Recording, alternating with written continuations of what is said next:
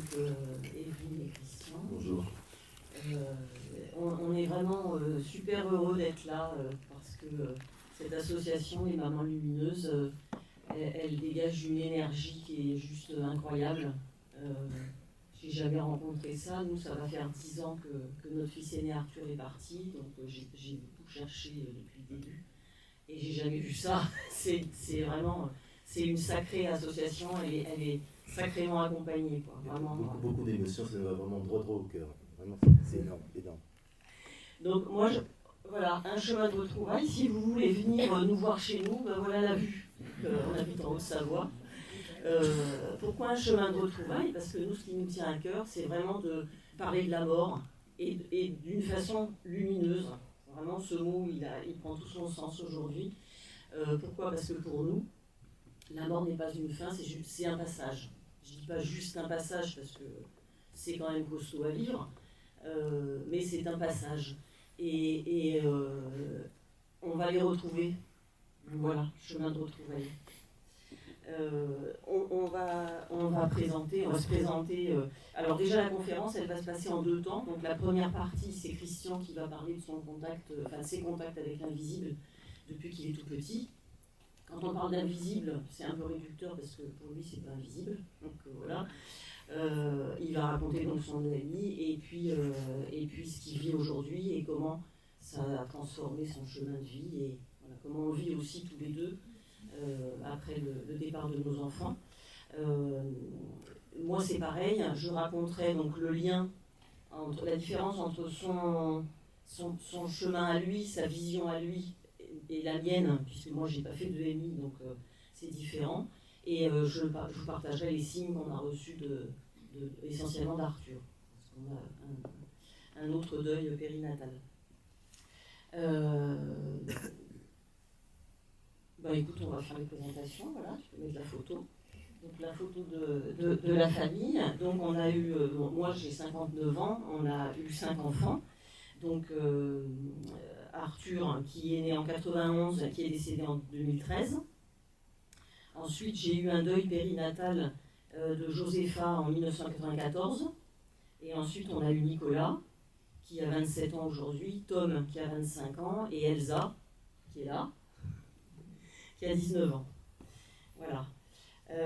Et donc depuis juin 2017, on habite en Haute-Savoie, dans un petit village, voilà, à 1200 mètres d'altitude, d'où la vue. Je crois que c'est bon, hein. On va partir, c'est à toi.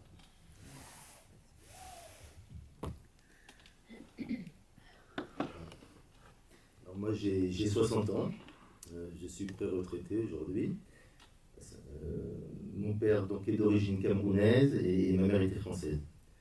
Alors, en 1994, à 4 mois de grossesse, ma petite fille Josépha est décédée, elle est partie. Donc, et là, j'ai connu la souffrance en tant que père.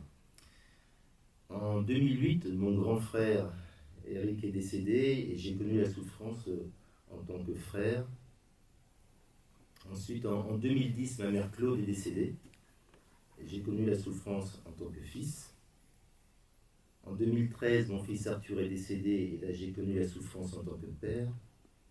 Et en 2015, ma petite sœur Elisabeth est décédée et j'ai connu à nouveau la souffrance en tant que frère. Voilà. Alors, face à la mort et à cette accumulation de souffrance, je me suis retrouvé vraiment dans un état prolongé de douleur physique et morale. Donc j'ai fait comme beaucoup de gens dans la courbe du deuil, j'ai du chagrin, de la colère, de la compréhension. Et je me suis dit comment faire face à cette souffrance. Alors, il faut savoir que je vais vous raconter après dans la partie de conférence que depuis que je suis petit, j'ai toujours une présence qui est ici, un guide qui est là. Et d'ailleurs, je lui dis bonjour et je le remercie surtout parce qu'il m'a toujours repêché chaque fois que ma vie allait mal tourner. C'est comme si il me prenait et me remettait sur la voie. Je ne savais pas pourquoi il le faisait quand j'étais petit, mais maintenant je comprends parce que j'ai plein d'expériences à vivre. Alors, mes guides, ce qu'ils m'ont dit, c'est qu'ils m'ont montré qu'il y a 2 chemins qui se présentaient. Le premier chemin, je l'appelle celui de la souffrance ennemie. Une souffrance ennemie qui m'oppresse, où je suis moi, tourné vers l'extérieur, victime à essayer de comprendre le pourquoi, empreint de mes émotions, paralysé dans ma tristesse à la suite de tous ces décès, et voir la mort comme une fin. Ou alors, on me propose un autre chemin de vie. C'est la souffrance amie, pas celle qui m'oppresse, mais celle que j'accueille. Donc il y a vraiment un acte de ma part qui m'aide à me retourner vers mon intérieur, à aller connaître mon soi, pour apprendre de la mort.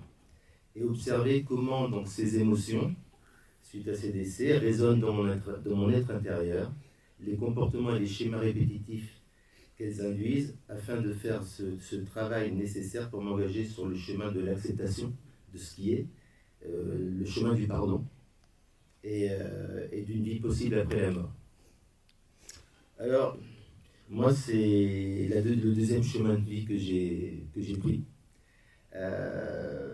La souffrance amie, elle m'a ouvert des portes vers des choses qui étaient enfouies en moi et dont je ne me souvenais plus du tout, parce qu'on a une vie quand même assez stressante aujourd'hui dans notre société.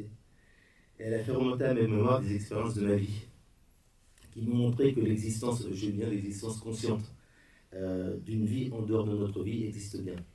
Et notamment, j'ai eu 3 types d'expériences, et je continue à avoir des expériences aujourd'hui, donc ça ne s'arrête pas. Tout d'abord, la première, c'est l'arrivée de mon âme énergie dans mon corps matière. Je distingue bien le corps d'énergie et le corps matière. On m'a montré qu'il y avait une vie avant cette vie, vous allez comprendre pourquoi. L'accès à des dimensions, deuxièmement, c'est l'accès à des dimensions de vie autres que la nôtre, puisqu'il y a l'existence de mondes parallèles aux nôtres, puisque je ne sais pas pourquoi, mais c'est comme ça, je ressens des entités, je vois des entités comme je vous vois vous, certaines j'ai parlé avec, donc voilà. Là, je ne rentrerai pas dans ces détails-là parce que ça fait l'objet d'une autre conférence. Et puis après, j'ai mon expérience de mort imminente qui m'a montré qu'il y avait bien une vie après cette vie. Alors, je distingue bien l'expérience de mort de vie imminente des sorties de corps que je fais de temps en temps en Libye. Alors, 2 questions ont dominé mon enfance. Moi, quand j'étais petit, je ne pensais pas à la mort. Je disais papa, maman, où j'étais avant. C'est une grande question et je n'avais pas de réponse. Alors, les réponses qu'on me donnait ne correspondaient pas, que je sorte d'un chou, j'avais du mal. Et après, je voulais savoir où je serais après. Alors, c'est les guides qui m'ont... En fin de compte, je suis en relation télépathique avec les guides.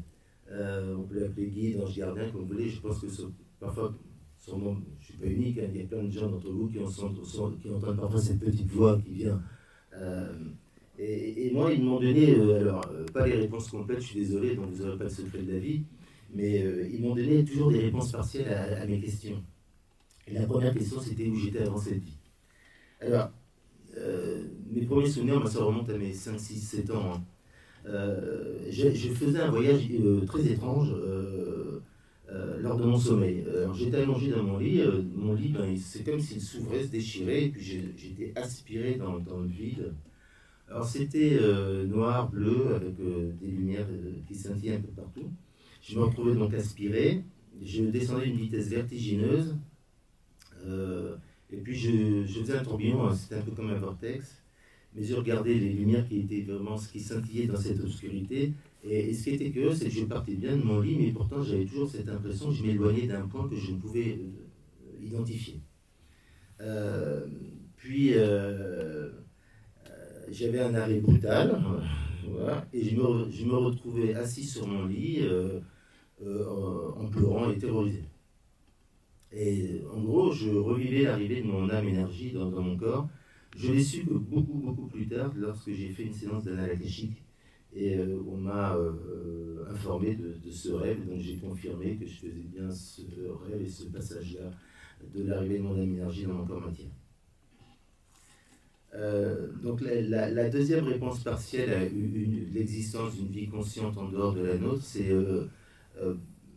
je vois d'autres dimensions. Voilà, ces expériences, je les vis. Je les vis dans la journée. Hein, c'est pas des rêves la nuit. C'est vraiment dans la journée. C'est du factuel, quoi.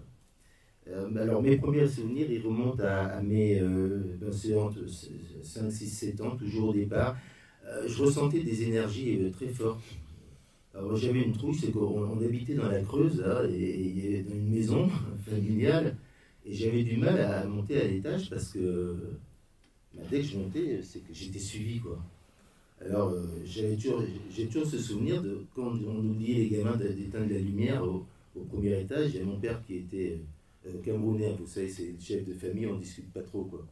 Et il me disait, tu vas éteindre la lumière. Alors que j'ai dit, ouais, il va bien falloir que j'aille l'éteindre. Mais quand je montais, j'étais terrorisé. Donc j'allais à la course et je sentais vraiment des présences. J'éteignais, je repartais. Après, vers mes 10 ans, c'est là que ça a commencé à aller un peu plus loin, c'est monté d'un cran. Là, j'ai commencé à voir des ombres passer. Donc, vous voyez des ombres un peu à forme humaine, un peu avec des traînes comme ça. Ça passe, c'est... J'en ai vu, j'en vois au chalet où on est.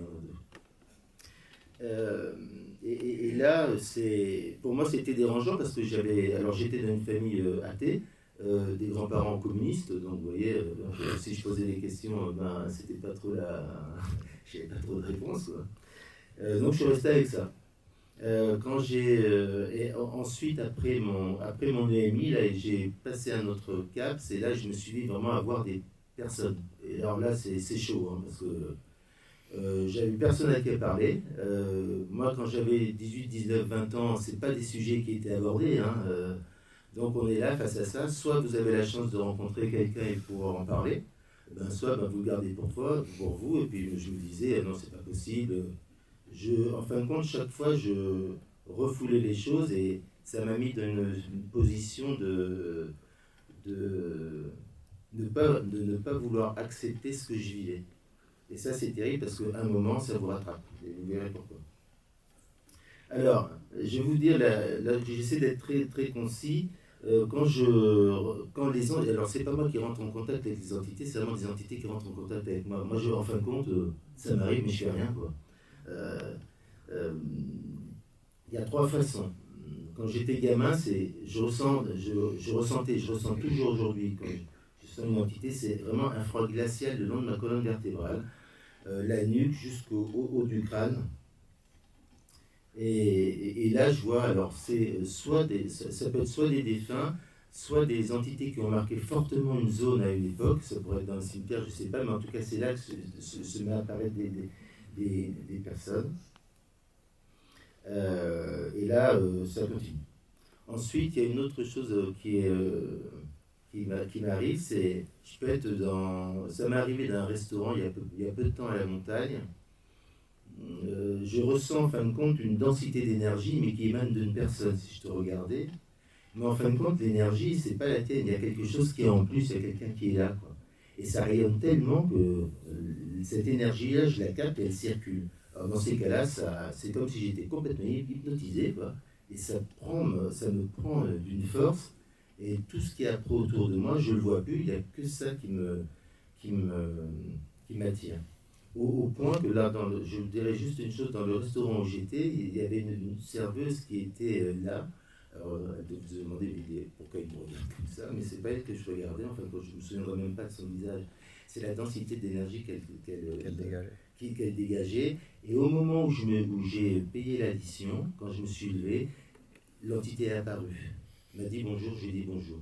Ça s'est passé comme ça. Quand je suis sorti, ça me choque, hein, parce qu'après, je dis à Evelyne, attends, je lui raconte après, te rends compte, je suis toujours émerveillé de ça et j'ai du mal après, c'est très fatigant. Et puis après, j'ai une autre façon il me contacte d'une autre façon, c'est par la visualisation. Alors là, des jours, je peux être face à un paysage et en fin de compte, le paysage, il se met à onduler, quoi. L'image, ça commence à onduler et c'est comme si un rideau un peu s'ouvrait et il y a un autre plan qui s'ouvre devant moi et je vois plus que ça, quoi. Donc voilà les 3 façons par lesquelles je suis abordé et approché. C'est pour ça que moi, le monde invisible, pour moi, il n'y a pas de monde invisible, il est visible, ça fait partie de mon quotidien et me montre d'autres dimensions de vie qui sont invisibles comme ça à nos yeux. Alors moi, en fin de compte, ça m'a été donné dans cette vie, mais pourquoi? Ça a été pour me préparer à vivre ce chemin de vie, le chemin de vie qui n'est pas facile, et être conforté au départ de ma fille, de mon frère, de ma mère, de ma soeur et de mon fils Arthur. Et enfin, la 3e réponse partielle donnée, je vous ai donné la première, c'est l'arrivée mon âme énergie. La deuxième réponse qui m'a été donnée par mes guides, c'est l'existence dans deux vies, dans d'autres dimensions. Et la troisième réponse partielle donnée par mes guides, c'est à ma question sur, là cette fois, l'après-vie. C'est mon expérience de mort imminente. Alors il faut savoir qu'actuellement, je participe, c'est la première fois, à une étude sur la mort imminente qui est faite par l'hôpital de Colmar. Alors, là, j'ai vraiment essayé de trouver des mots, parce que c'est pas évident pour pouvoir expliquer ce qu'on vit, quoi. Ça, c'est compliqué, quoi. Alors, je vais vous parler des circonstances de l'accident de mon ami. C'était en 1981, lors d'une sortie scolaire, j'ai eu un accident d'une patinoire. On patinait avec des copains, j'étais un patineur émérite, vous imaginez. Et je suis tombé, voilà. Et j'ai eu un choc violent à la tête qui m'avait eu un trauma crânien important avec perte de connaissance. Et donc à partir d'un moment, ce que je vais vous raconter, en fin de compte, c'est ce que j'ai vu quand j'étais en dehors de mon corps. Alors, j'ai essayé de saucissonner cette expérience, d'abord vous dire ce qui s'est passé au moment de l'accident, notamment au moment du choc. On peut se dire, il est tombé sur la tête, ça a été hyper douloureux, ben, pas du tout, parce que je n'ai ressenti aucune douleur, car au moment où j'ai heurté la glace, ben, je suis sorti en fin de compte juste avant. J'ai eu le temps de me voir, tac, hop, et j'étais à peu près en première étape, vous savez, à peu près au plafond, là, à regarder ce qui se passe. En bas, c'était la grande panique, parce que j'avais un hématome à peu près de cette taille-là, donc les yeux répulsés, plans, etc. Donc après, ils m'ont sorti. Alors là, je vais m'attacher surtout à toute la partie ressenti, énergie, et pas les faits. Juste après la sortie de corps, dans un premier temps, ce qu'il est important pour moi de vous dire, c'est que j'étais conscient. Conscient, toujours vivant, dans l'instant. Mais il n'y avait plus, je pense que sur Terre, on est là à se dire, il y a un espace-temps, en fin de compte, il n'y avait plus de temps là. J'avais l'impression d'être connecté à quelque chose de beaucoup, beaucoup plus vaste. Je n'étais tourmenté par aucune question, ça fait du bien. La dimension de vie n'était plus la même, j'avais vraiment un sentiment d'infini. En fin de compte, on dit, il est là-haut, il vole. Non, je ne volais pas, hein. J'étais partout en même temps, sans contrainte dans cet espace infini, et instantanément je pouvais passer donc, du lieu de l'accident, de la patinoire, à l'hôpital, je traversais les murs, etc. J'entendais exactement tout ce qui se racontait autour de moi. Et ce qui était assez rassurant, c'est que j'étais comme enveloppé d'une énergie calme. Je vous dirais à la fin que lorsqu'on est dans ce monde terrestre, l'énergie elle est ici très violente. C'est vraiment très oppressant ce qu'on vit. On a vraiment du mérite à faire cette expérience-là. Et là, cette énergie calme et apaisante, elle était comme là pour me rassurer. Et j'ai ressenti la présence de personnes bienveillantes à mes côtés qui m'accompagnaient. Ça ne m'étonne pas cette partie-là, parce que là, je suis toujours accompagné, j'ai toujours une présence ici. Et j'étais dans cet espace-temps, mais qui est vraiment juste à côté d'une autre. Comme si j'étais là et je suis à côté des lignes. Mais j'avais l'impression d'être dans un sas intermédiaire entre notre monde et un autre monde. Et dans cet état de bienveillance, je flottais, mais surtout j'étais vraiment conscient, donc j'étais vivant, quoi. Alors, ce que je voyais tout autour de moi, mais en tant que corps et énergie, moi je ne me voyais pas. Alors, dans un second temps, je me suis un peu éloigné, et je me suis retrouvé dans un espace, alors là, beaucoup moins lumineux que le premier où j'étais. Et là, quand il régnait un silence absolu, apaisant, je me trouvais face à moi-même avec un... Alors là, j'ai vu ma vie passer, rapide, mais vraiment ma vie. Ça passe, et vous voyez tout, ça défile. D'ailleurs, j'ai vu des choses que j'avais complètement zappées. C'est comme une énergie neutre, bienveillante, qui vous nettoie. C'est comme s'il y a une espèce de réparation qui s'opère, pour vous préparer à autre chose. Alors, c'est comme moi si je soufflais. Je prenais le temps vraiment de lâcher prise. Ces personnes, je les ressentais vraiment, elles étaient là pour m'accompagner, pour m'aider dans ce lâcher prise. et m'équilibrer. En fin de compte, c'était m'équilibrer en énergie. Dans un troisième temps, je sentais après cette densité petit à petit diminuer, et j'étais vraiment de plus en plus léger. Et là, j'ai vécu cette aspiration qui m'a transporté vers une lumière apaisante. Alors, on dit souvent, c'est moi, c'était une... Là, je vous ai mis ces mots-là, mais je pense que c'est même pas définissable. Mais cette blancheur, pour moi, incroyable, pleine d'énergie et d'amour. Alors là, je n'étais plus du tout en contact avec le monde terrestre. J'étais bien dans une autre dimension. Je flottais dans un état stationnaire. Je n'avais vraiment qu'une envie. Je voulais plus revenir ici. Là, c'était à partir de ce moment-là, c'était un... Il y avait un moment de souhait. J'étais tellement bien que, puisque j'avais en gros peut-être connu derrière, ben, j'avais plus envie d'y aller. Au loin, alors là, c'est là... En gros, quand j'étais stationnaire, je partais vers une porte, mais la porte, vous allez voir, comme je suis ici, je ne l'ai pas atteinte. J'ai vu en fin de compte 7 personnes qui étaient en demi-cercle. C'est très bizarre, vêtues de blanc, flottaient dans cet espace, et leurs bras étaient ouverts, tendus vers le bas. Vraiment, on sentait un accueil vraiment hyper chaleureux, quoi. Elles se sont approchées de moi, je voyais plus nettement leur silhouette, mais très longiligne, et pas les traits de leur visage. Mais leur message, en fin de compte, a été clair. C'est retour sur Terre, où j'allais vivre des expériences et partager ces expériences. Et pour ce faire, j'allais recevoir des messages. Et à ce moment-là, je me suis retrouvé à nouveau dans mon corps physique. Là, autant quand je suis sorti de mon corps, au moment du choc, je ne sais pas par où je suis sorti. Mais par contre, quand je suis rentré dans mon corps physique, je sais très bien, c'est par chakra coronal, ça, je me souviens bien. Et là, ça a été vraiment, c'est pénible, hein, vous pleurez, hein, douloureux. Moi, je venais d'un endroit apaisant, bienveillant, où on m'a dit, ben non, go home. Et je réintégrais mon corps physique, et là, avec toute la douleur. Hein. J'étais de retour, il y avait le bruit, on vous demande, les infirmières sont là, ne vous endormez pas, des machines qui font du bruit. C'était très difficile à supporter, ça résonne dans votre tête. Et là, j'étais vraiment pris de sacrée angoisse, quoi, parce que l'énergie, elle est très très négative, hein, très négative, pesante et oppressante. Alors, quand je suis rentré chez moi, alors moi j'avais la chance d'avoir une mère médecin. Ma mère Claude était médecin. Et elle m'a dit, mon fils, je ne vais pas te laisser à l'hôpital, tu vas rentrer à la maison. Donc je suis resté alité après 1 mois et demi là, chez moi, avant de pouvoir remettre le pied sur le sol.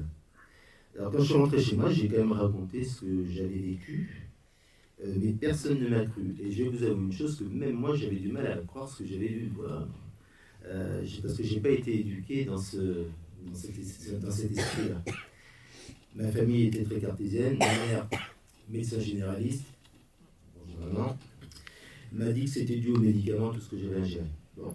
Alors moi, par contre, lorsque l'on fait un EMI, ce qu'il faut bien comprendre, c'est que le EMI, ça ne s'arrête pas à l'EMI. Vous allez voir tout ce qui s'est passé après, comment ça opère des changements dans une vie. Et moi, la première chose qu'elle s'est entraînée, c'est entraîner tout de suite un décalage entre mon environnement et moi-même, quoi. Ce que j'étais en apparence dans ma vie, ça ne collait pas avec ce que je ressentais intérieurement. On vit dans un monde d'apparence, mais quand on a notre corps énergétique, il y a du ressenti, et l'être, il est ici, c'est pas ailleurs.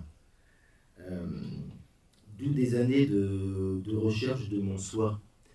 Alors moi, ce que j'ai fait pendant une vingtaine d'années, psychologue, psychiatre, j'ai été consulté.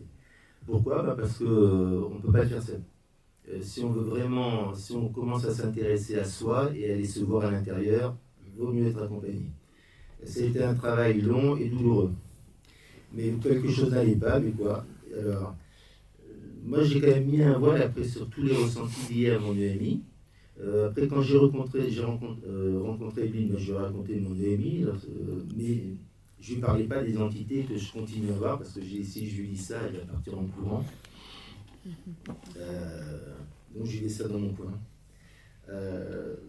Vers mes 40 ans, dans le cadre de ma vie professionnelle, j'ai rencontré une personne, c'était une consultante qui travaillait pour moi, et qui m'a parlé de son lieu. On était au restaurant, c'était à Porto Vecchio, donc c'était pas trop mal, quoi.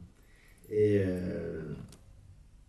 au cours de la discussion, elle me parle de son ami. Et moi, je me dis, ah, bon sang, mais Christian, mais toi, je me dis, mais t'as vécu la même chose. Et c'est là que j'ai pu, la première fois, parler, m'exprimer. Il y avait beaucoup d'émotions, là. Je me dis, et j'ai pu parler de mon expérience. Et je me suis dit, mais Christian, t'es pas fou, quoi. Et là, j'ai eu de moins en moins de doutes sur la réalité de ce que j'avais vécu et de ce que je voyais des entités. Et ça prend énormément de temps parce que moi, je suis quelqu'un, j'avais du mal à avoir confiance en moi. Parallèlement, dans mon métier professionnel, ça allait, quoi. Mais après, sur le plan personnel, c'était chaud, quoi. Et j'ai beaucoup partagé cela avec Edwin, bien sûr, mais après, j'étais pas prêt pour en parler à d'autres personnes. Hein. Ça fait depuis maintenant 1 an et demi que je sors pour parler de ça. Alors, tout au long de mon chemin, de mes 18 ans jusqu'à ce jour, alors on m'a vraiment apporté des réponses à l'arrivée de mon âme dans mon corps, mon âme énergétique, l'existence d'entités dans d'autres dimensions, et mon EMI, nous montrant que la vie existe au-delà de notre plan terrestre. Il y a un avant et il y a un après. Et il y a le pendant, la vie matérielle que l'on vit, qui est hyper importante.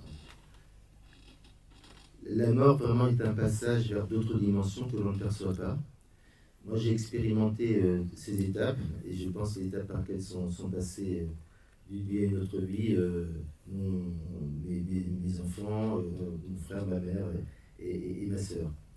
Alors, grâce à ces expériences, moi, pour ça, je participe de temps en temps au groupe de parole des papas, du milieu que je salue aujourd'hui. Mais c'est vrai que j'ai une vision très très différente de l'après-vie. Ce qui s'appelle souvent la mort, qui pourrait être considérée comme une fin, mais c'est l'après-vie.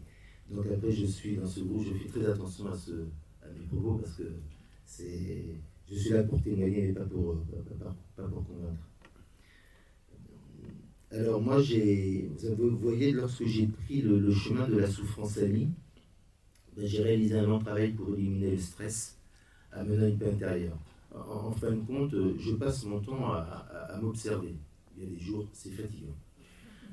Mais c'est vraiment une chose que l'on oublie. On est dans un monde de compétition, de stress, et on oublie vraiment, on est toujours tourné vers l'extérieur, souvent rendre l'autre responsable de choses, mais après on va vraiment se regarder à l'intérieur pour faire ce travail. Et moi, ça m'a permis de retrouver cette paix, d'être moins en stress. Et à chaque fois que je me retrouve quand même dans cet état de paix intérieure, c'est là que je suis vraiment, que des entités rentrent vraiment en contact avec moi et m'envoient des messages. Et les messages, je vais vous les partager dans quelques instants. Il y a aussi une chose qui est très importante, moi, c'est la connexion avec la nature.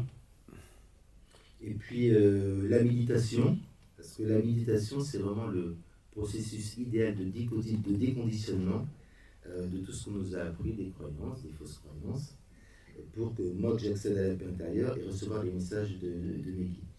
Et la méditation m'a appris à oublier tout ce que l'on m'a appris. C'est pour ça qu'à un moment, je ne me sentais pas bien dans ma vie, parce que dans le monde matériel et d'hyper-compétition et de savoir qu'on m'avait mis en pré-retraite, ça m'a permis vraiment de me retrouver petit à petit. Alors, moi, ce qui est important, c'est que les guides m'ont dit, les entités que j'ai rencontrées donc, lors de mon ami, plutôt m'ont dit, maintenant tu retournes sur Terre, tu as des choses à faire et à voir et à expérimenter. Et expérimenter, notamment, j'avais un fil conducteur de la mort et à l'expérimenter. Ils m'ont dit, tu retournes sur Terre. Et là, par contre, après, j'ai régulièrement des messages qui me viennent. Alors, je vais dire une chose importante, pour moi du moins. C'est que je ne fais aucune lecture. Evelyne dit beaucoup, moi je ne fais aucune lecture. J'ai toujours été d'un côté très sceptique et je voulais voir vraiment ce qui m'arrivait, si ça avait du sens ou pas. Si je me disais, mais si tu te mets à lire des livres, etc., en fin de compte, moi je me méfie de quelque chose, c'est de mon ego et de mon cerveau. Et je dis, si je ne m'alimente pas, je pourrais voir après, a posteriori, dans des discussions, quand je vais dans des associations, quand je parle avec des gens, si oui ou non, ce que je vis, ce que je reçois, a du sens ou pas. Voilà. Pour moi, mais aussi du sens pour les autres, parce qu'ils ont peut-être lu quelque part des choses qui correspondent à ce que j'ai vécu. Donc ça, pour ça, là-dessus, je suis... Et je continue à faire comme ça. C'est ce qui me permet d'apprendre vraiment à me connaître et être sûr que ce que je vis et ce que j'entends a du sens. Alors le premier message que mes guides m'ont apporté, c'est que la vie ne s'arrête pas. Ça vous rassurera, j'espère. Elle est une énergie continue. Et là, on me l'a montré au travers de 3 expériences. L'arrivée de mon âme énergie dans mon corps, que lorsque je vis ici, j'ai accès à d'autres dimensions, parfois d'autres dimensions s'ouvrent, j'ai accès à d'autres dimensions. Et puis l'expérience de mort imminente m'a montré que j'étais conscient après avoir eu ce choc, après que mon corps soit inerte sur le sol, j'étais bien en conscience et en vie ailleurs. Le deuxième message, c'est que nous sommes des corps énergétiques qui faisons une expérience de vie matérielle. Alors, c'est pas pour autant qu'il faut réduire la vie matérielle à une moindre mesure. La vie matérielle, elle est vraiment essentielle. Il faut la vivre pleinement. Même quand on a perdu, vous avez vu, moi, le début de ma conférence, j'ai beaucoup d'êtres chers qui me sont partis, j'ai eu beaucoup d'émotions, beaucoup de tristesse. Mon fils est parti, ma fille aussi. Mais c'est pas pour... le vrai message, c'est que la vie, c'est un cadeau, la vie. Hein, c'est magnifique. Et elle est à vivre pleinement. Alors, je mets toujours un bien à ça. En fonction de ce que l'on peut faire, de la façon dont on peut avancer, c'est chacun son rythme. Mais essayer de revenir à la vie, ce n'est pas oublier les personnes que l'on aime et qui sont parties, nos enfants qui sont partis. Le troisième message, et là, pour moi, ça a été un message qui a vraiment résonné en moi. Tous ces messages, en fin de compte, vous voyez, m'ont enclenché un travail sur moi. Je n'ai pas été regardé de mon extérieur. À chaque fois, ça a enclenché un travail sur moi-même. C'est apprendre à s'aimer. Ouh là là là là. Alors moi, j'avais 2 choses.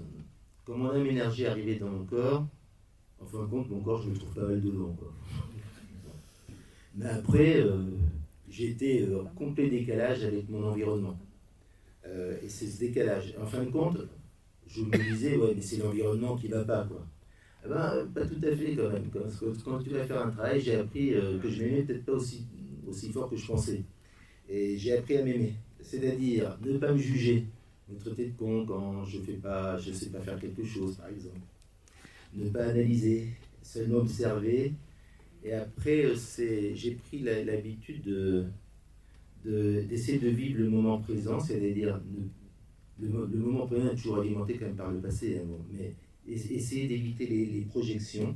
Et dans ces cas-là, c'est des chemins qui se sont ouverts et qui m'ont montré s'ils étaient justes ou pas pour moi. Vous verrez que je emploie souvent le mot juste. Je ne parle ni de bien, ni de bas, ni de bon, ni de mauvais. Il y a ce qui est juste ou pas juste pour soi, mais ce sont toujours des expériences à faire et qui vous enrichissent. Alors, lorsqu'on l'on s'aime, eh bien, notre amour est vu et rayonne. Bon, alors, bon, aujourd'hui, est-ce que ça rayonne? Oui. Bon, mais tant mieux. Parce qu'en fin de compte, il n'y a pas besoin de mots. Si ça rayonne fortement sur l'environnement, ben, il y a un phénomène de vibration et puis un phénomène d'attraction qui s'opère. Et ça permet d'attirer vers soi tout ce qui est positif. Et comme ça, en fin de compte, c'est se changer soi, c'est changer le monde qui nous entoure. J'ai eu un 4e message. Alors là, j'essaie d'être très précis, c'est le pardon total. Alors le pardon total à soi-même et le pardon total auprès de personnes qui jalonnent notre chemin de vie et qui n'ont peut-être pas toujours fait des choses qui ont été bonnes pour nous.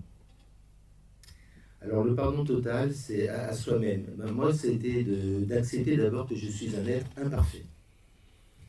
J'ai été éduqué, j'ai fait du droit. Alors le droit, on est carré, on a beaucoup de culture générale, mais dans un petit cadre. Et moi, c'était être premier et être parfait. Bon, là, non, accepter mon imperfection, ne pas culpabiliser des expériences de vie réalisées sur notre chemin, car si elle se présente à nous, c'est pour nous apporter des clés de compréhension sur nous-mêmes et notre environnement. Mais c'est toujours sur nous-mêmes au départ et après on regarde l'environnement. Ce que j'ai beaucoup appris là dans ce quatrième message, c'est d'accorder le pardon à d'autres personnes qui jalonnent notre vie. Et moi, quand j'ai eu ce message-là, je me suis dit, il y avait des personnes qui n'ont pas été, qui n'ont pas eu des comportements positifs, corrects avec moi, et si j'étais toujours resté dans ma réflexion de base, et je trouvais qu'elles n'étaient pas sympas, etc. Bon, mais en fin de compte, je me suis regardé, je me suis dit, si elles sont là pour m'aider à évoluer, que leur acte soit juste ou pas, j'ai voulu voir comment ils résonnaient en moi, les portes qu'ils ouvraient pour m'observer sur de différents chemins et m'observer vers mon soi, d'accepter les situations avec leurs conséquences et les émotions qui en découlent. Au bout du bout, c'est que ça me faisait comprendre que ce qui m'arrivait, j'en avais une petite part de responsabilité.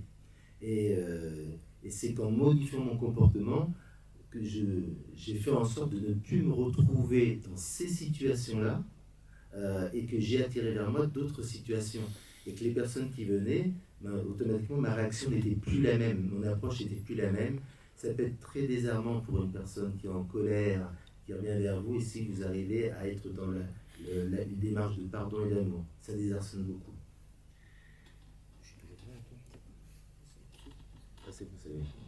Le cinquième message que j'ai reçu des guides, c'est apprendre le détachement. Se détacher des choses, se détacher du lien, c'est important, et aussi c'était accepter l'impermanence. Moi, dans l'éducation que j'avais reçue et que j'ai reçue, je suis toujours de ce monde. C'est j'avais géré. On m'a dit, tu fais des études, après tu auras un master, tu vas être cadre dirigeant, tu vas être grosse tête, là, tu vois, là, et tu auras des enfants, une famille, une voiture, une maison, tout était réglé. Pour ça, moi, il y avait dans ma tête une image de permanence et de contrôle total. Voilà. Et maintenant, après, la vie m'a montré que je contrôle rien et que je dois accepter l'impermanence. L'impermanence, c'est le départ d'êtres chers qui ne sont peut-être pas, comme on dit, dans l'ordre des choses. Mais c'est l'impermanence. Et ça, c'est quelque chose à accepter. D'où l'importance après de vivre pleinement, quand on est en famille, quand il y a des petites disputes en famille, tout ça. Tout ça, ce sont que des moments de bonheur. Faut les prendre comme ça. Il n'y a pas que les moments de joie où on est sur les photos d'anniversaire, mais c'est tout le quotidien qui est du bonheur. Et c'est qu'on se rend compte, pas comme mon fils est parti, comme ma fille est partie, comme mon frère est parti, ma soeur est partie, ma mère est partie, que je me suis rendu compte qu'il y avait plein de moments de bonheur quand j'étais avec eux, même parfois quand on se disputait. J'ai dit, c'était génial. Et le sixième message, c'était, j'en ai plus qu'un après, c'était apprendre à vivre l'instant présent. Moi, compliqué, pourquoi? Parce que quand j'étais dans l'éducation que j'ai eue, j'étais toujours en projection de je fais des études, demain je ferai ça, j'ai acheté ça, c'est toujours en fin de compte aller vers un besoin supplémentaire. Mais pourquoi vouloir la lune quand on a les étoiles? C'est une chanson de Dao, il faut arrêter. Il faut se contenter d'une vie beaucoup plus simple. Et le bonheur, c'est la vie simple, c'est la vie du quotidien. Et le septième message que j'ai reçu, c'est que nous ne sommes jamais seuls. Alors là, moi, mes guides sont là pour m'accompagner et je leur formule des demandes régulièrement pour m'aider. J'ai pris conscience que pour avancer dans cette vie, on ne le fait pas tout seul. Donc, je ne vais pas le faire dans un centre-ville. Les gens ils vont dire, mais c'est quoi ce mec? Non, c'est intérieurement et je formule les demandes. Et je me suis rendu compte qu'au fil des années, alors mes demandes, elles étaient... je ne savais pas les formuler correctement. Et plus ça va, plus j'arrive à formuler. La seule chose, c'était, ce qui est le plus difficile pour moi, ça n'a pas été de formuler des demandes, c'était que je ne savais pas lire les réponses. Parce que les réponses, ce n'est pas celles auxquelles je m'attendais. Les réponses, elles se sont souvent traduites par des portes, des chemins de vie qui s'ouvraient, que je prenais ou que je ne prenais pas, qui avaient du sens ou pas de sens pour moi. Les réponses ne sont pas directes. Alors, La souffrance amie dont je parle, ben, c'est elle qui m'a permis de faire tout ce voyage, ces expériences. Et moi, je l'ai accueillie vraiment et je la remercie. Elle m'a appris tout d'abord une chose, c'est l'humilité. L'humilité face à tout ce qui est arrivé. Elle m'a appris à mieux me connaître en soi, à accepter ce qui est, à aller au-delà de ce qu'on nous montre, et que la vie est une chance. Pour moi, la vie, c'est vraiment un chemin initiatique, grâce à toutes les expériences que j'ai vécues et qui me restent encore à vivre, afin de développer la conscience de mon soi, l'amour qui est en moi, et qui guide ma relation aujourd'hui avec les autres. Hein. C'est vraiment l'amour. Moi, quand je rencontre quelqu'un, je ne demande pas ce qu'il fait. S'il me dit, ben, moi je suis médecin, moi je suis ça, je dis, non, mais toi tu es qui? C'est juste savoir qui il est, c'est pas ce qu'il est en apparence. Et souvent, ça met la personne dans l'embarras parce que si le travail n'a pas été fait. Et en fin de compte, cet amour, ben, c'est le chemin de la guérison de nos blessures. En tout cas, moi, c'était le chemin de la guérison des blessures. Alors, je vis aujourd'hui positivement en paix. Là, je suis toujours, vous savez, dans l'observation. Et qu'est-ce qui se passe actuellement? C'est que, bon, les Antilles, tout ça, je vois, mais il y a quelque chose de nouveau qui est en train de s'installer à l'intérieur ici. C'est que je suis en train de rentrer dans une paix intérieure qui me change l'approche avec moi-même, qui est en train de modifier mes réflexions, mes perceptions. Et je vis donc maintenant très apaisé, avec les départs de ma fille Josépha, Arthur, mon frère Eric, ma mère Claude et ma sœur Elisabeth. Pourquoi? Parce que la mort n'est pas une fin. Voilà, c'est tout ce que j'avais à vous dire. Merci.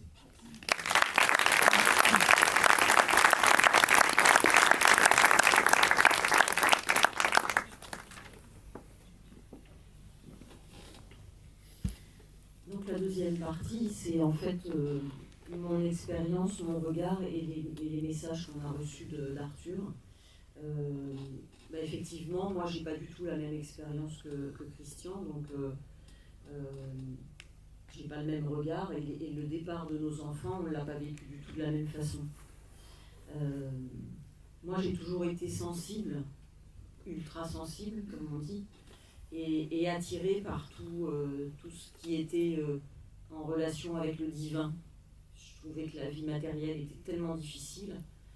Je me disais, déjà je ne comprenais pas bien ce que je faisais ici, et je me disais c'est pas possible, il doit exister autre chose parce que ici c'est trop dur, quoi. Vraiment je trouvais ça difficile depuis toute petite. Donc en 94, on a vécu le départ de Josépha, donc j'étais enceinte de 4 mois et en fait diagnostic d'un bébé non viable, donc interruption médicale de grossesse.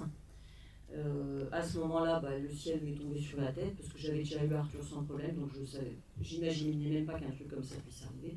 Donc ça a été très, très difficile. Mais j'ai pas eu d'ouverture de conscience. Ça s'est produit après le départ d'Arthur. J'ai juste lu quelques livres sur Elisabeth Kubler-Ross, sur la mort, et puis le livre tibétain de la vie et de la mort. Donc ça m'a apporté des réponses, mais c'était surtout mental, quoi. J'avais besoin de comprendre. Alors ensuite, quand on va passer à Arthur, donc là je vais expliquer des faits pour que vous compreniez comment le monde invisible est arrivé. En fait, tout s'est imbriqué de façon extraordinaire. Donc on est en juillet 2013, Arthur a 22 ans et il part à Paris pour finir ses études. Il a disparu le 1er décembre, alors là encore le week-end, 1er décembre, 2 décembre, 3 décembre, donc voilà. Donc il a disparu le 1er décembre. Pas de nouvelles pendant 1 mois et demi. Il avait fait une sortie sur les bords de la Seine à Austerlitz, dans le quartier d'Austerlitz. Ses copains l'avaient perdu, donc voilà. On a attendu donc 1 mois et demi et il a été retrouvé dans la Seine le 13 janvier 2014. Donc pendant cette période-là, il s'est passé des trucs incroyables que nous on a appris qu'après l'avoir retrouvé. Donc ce que je vais vous raconter là, ce qui se passe, c'est pendant toute cette période de disparition. Donc on a des amis, on a habité à Toulouse de 95 à 99 et on a gardé des amis là-bas. Et donc au moment où Arthur a disparu, on a diffusé des avis de disparition partout. Voilà. Donc un couple d'amis, Yveline et Eric, Eric donne les avis de disparition dans son entreprise, notamment à sa secrétaire qui s'appelle Anna. Et vous allez voir que Arthur a choisi Anna comme canal pour mettre en place tout ce qui s'est passé. Anna, c'est une femme qui a des perceptions, mais qui veut pas trop, mais bon, ça lui tombe dessus, et là, elle n'a pas pu faire autrement, parce que Arthur, il s'est emparé d'elle, il a utilisé ce canal, et il a vraiment été très, très insistant. Donc, à partir de là, il lui arrivait plein de trucs, voilà, les lumières qui sautaient, enfin, elle sentait Arthur tout le temps avec elle. Et quand elle a vu que la disparition durait, mi-décembre à peu près, elle a appelé un médium qu'elle connaissait bien depuis plusieurs années, qui s'appelle Daniel et qui habite en Normandie. Et donc elle l'appelle pour lui demander s'il peut lui dire un peu ce qui se passe et s'il voit quelque chose. Bon, là, alors il faut quand même préciser que Daniel, c'est un monsieur qui a perdu son fils unique, donc il connaît le deuil d'enfant, et depuis la disparition de son fils, il travaille avec lui, donc il peut l'appeler pour demander, voilà, donc c'est ce qu'il a fait quand Anna l'a appelé. Donc il a demandé à son fils Emmanuel d'aller voir s'il trouvait Arthur, et là, voilà, il a trouvé Arthur. Donc Arthur était bien passé de l'autre côté. Donc le dialogue s'est installé entre Emmanuel, qui avait récupéré Arthur, et Daniel et Anna. Donc là, il transmet les informations, parce que nous, on l'a retrouvé Arthur, mais on ne savait pas du tout ce qui s'était passé. Donc il explique qu'il était au bord de la Seine avec des gens, il avait perdu tous ses copains au cours de cette soirée-là, il avait rencontré d'autres personnes, il était au bord de la Seine, il y a eu une bousculade. C'était une soirée fortement alcoolisée, donc ils étaient tous dans un état pas de conscience, pas de pleine conscience, quoi. Et donc il y a eu une bousculade, il est tombé, et voilà, il est parti. Et puis les gens qui ne connaissaient pas, il n'y a pas eu d'alerte donnée, voilà, il est parti, quoi. Voilà, c'était comme ça. Là, je raconte juste les faits, hein. C'est pas le but de donner des détails, mais c'est vraiment de montrer comment l'invisible, déjà au mois de décembre, avec cette rencontre entre Anna et le médium, comment ça a commencé à se structurer. À ce moment-là, c'est vrai qu'Arthur est pas bien parce qu'il est perturbé, parce qu'il voit que c'est compliqué pour nous puisqu'il n'a pas été retrouvé. Et tant que le corps n'a pas été retrouvé, il est dans un espace intermédiaire qui est vraiment pas confortable pour lui. Le médium dit à Anna que le corps d'Arthur sera retrouvé courant janvier, et effectivement, là c'était mi-décembre, donc elle a ces informations-là. Et effectivement, il est retrouvé le 13 janvier. Alors là, c'est très important par rapport à la relation qu'on peut avoir au médium dans ce genre d'histoire. Parce qu'Anna, elle demande, est-ce que je peux leur dire que Arthur est parti ? Et bien, il lui dit, non, c'est pas possible, vous vous rendez compte, vous ne pouvez pas leur dire que leur fils est mort, puisqu'on ne l'a pas retrouvé. Concrètement, c'est pas entendable. C'est logique. Enfin, moi, ça ne m'a pas choqué. Je sais que il y a d'autres histoires comme ça, on a chacun sa vision, mais pour moi, j'ai bien compris, effectivement, si on se remet au moment de ce mois de décembre, on nous dit, Arthur est mort, ok, il est où alors c'est pas possible, c'est pas entendable pour les parents. Alors la synchronicité, parce que ça, il y en a eu pléthore, c'est vraiment tout au long de notre chemin, et là ça commence dès le début, puisque Anna, elle est mariée avec un monsieur. Et un jour, elle est sur l'ordinateur, elle regarde, elle a fait des recherches, elle a tapé mon nom puisqu'on ne se connaît pas. Elle tape mon nom, elle tombe sur une photo de lycée, et son mari qui passe par là dit pourquoi tu regardes la photo de mon lycée ? Donc on a le même âge, on était dans le même lycée au même moment, on avait fait une photo de groupe, sauf que lui ce jour-là, on n'était pas dans la même classe, mais sauf que lui ce jour-là, il n'était pas au lycée parce qu'il s'était cassé le bras, enfin bon. Mais il y avait la photo, et moi je suis sur la photo, et son mari... la deuxième synchronicité, c'est qu'il est né le 17 août comme notre fils Nicolas. Voilà. c'est incroyable de voir comment c'est un tissu comme une toile d'araignée, en fait, qui se monte de toutes parts. Alors, j'allais dire techniquement, mais concrètement, donc le 13 janvier, Arthur est retrouvé. Il y a un problème parce que l'Institut médico-légal à Paris, il nous donne des informations qui ne correspondent pas à Arthur. Donc on ne comprend pas parce qu'il avait ses papiers, il avait ses habits. Voilà. Donc là, c'est un vrai bordel, je le dis carrément, parce que c'est pas possible. Nous, on se dit, ça y est, c'est fini, on va pouvoir avancer, on va pouvoir s'occuper des obsèques, etc. Et en fait, c'est reparti pour un mois. Il a fallu faire des tests ADN pour être sûr. Et durant toute cette période, en fait, Anna, elle a rappelé le médium en disant, mais qu'est-ce qui se passe? Le médium a bien confirmé que c'était Arthur. Et finalement, je l'appelle. Parce qu'elle me dit, est-ce que tu veux l'appeler directement? Je dis, ok.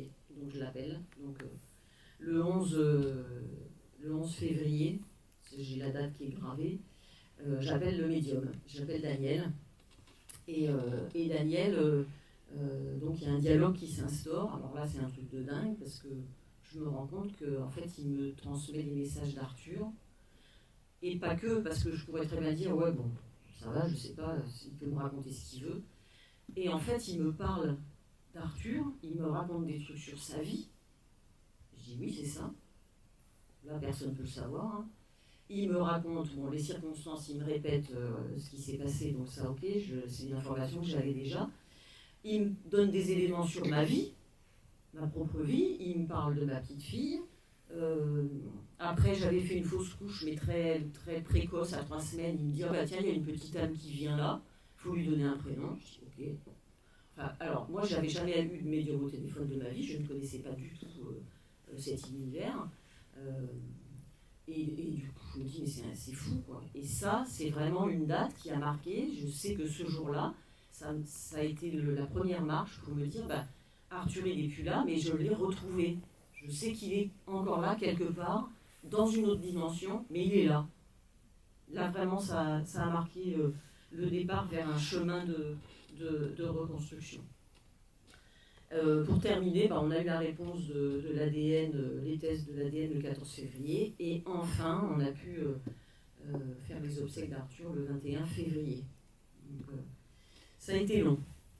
Alors, comment s'est établie la communication entre nous? Bon, bah là, vous avez déjà un aperçu avec ce qui s'est passé pendant la disparition, donc ça, on n'était pas au courant, jusqu'au 11 février, où j'ai le médium au téléphone. Ce qui est assez fou, c'est que Arthur, il s'est manifesté très vite, et par des signes vraiment, des trucs, si on ne comprenait pas, c'était vraiment costaud, quoi. Alors, moi, j'ai beaucoup aimé ce médium parce que quand il nous parlait quand on parlait ensemble de signes, il prenait toujours du recul. Il me dit, vous êtes dans la souffrance, faites attention. On voit des signes des fois partout. Si vous voyez une porte qui se ferme ou une fenêtre qui claque, vous vous assurez qu'il n'y ait pas de courant d'air et que ça soit, voilà, on trouve des plumes, ok. Si c'est une plume que vous trouvez sous un nid, bon, voilà. Par contre, si vous la trouvez dans une chambre ou dans une pièce fermée, et voilà, donc là, ok. Là, il y a quelque chose. Mais j'ai bien aimé ça parce que quand on est dans une telle souffrance, ben, on se raccroche à tout ce qu'on peut. Et en fait, ça peut nous faire dériver et c'est très bien de nous ramener. Voilà, j'ai aimé beaucoup son côté rationnel et on est dans la vie, quoi. Donc, faut trouver le juste milieu. Donc, c'est surtout Arthur qui se manifeste. Moi, j'ai déjà eu des messages où Josépha, elle est toujours en retrait, comme une petite sœur, quoi. Voilà, c'est Arthur qui est devant. Ce que je sais aujourd'hui et que j'ai eu aussi comme message, c'est qu'ils nous ont dit tous les deux, nous avons ouvert la voie. Voilà, ça c'est fort. Alors, en gros, donc nous, dans tous les signes qu'on a eus, les différents canaux qu'ils peuvent utiliser, donc c'est les déplacements d'objets, les contacts avec les animaux. Nous, on a eu papillon et écureuil, vous allez voir. Bon, l'électricité, les orbes. J'ai une photo avec un orbe. Bon, les messages par les médiums. C'est pour ça que ça, c'est vraiment... nous, ça nous tient vraiment à cœur de participer, d'aller dans les associations comme les Mamans Lumineuses et les Papas aussi, parce que moi, ça a été vraiment une ouverture. Ça m'a permis d'avoir des messages, de rencontrer d'autres parents, et ça a été essentiel sur ce chemin de reconstruction. On a les visions, les odeurs, les sons, et les rêves et l'écriture.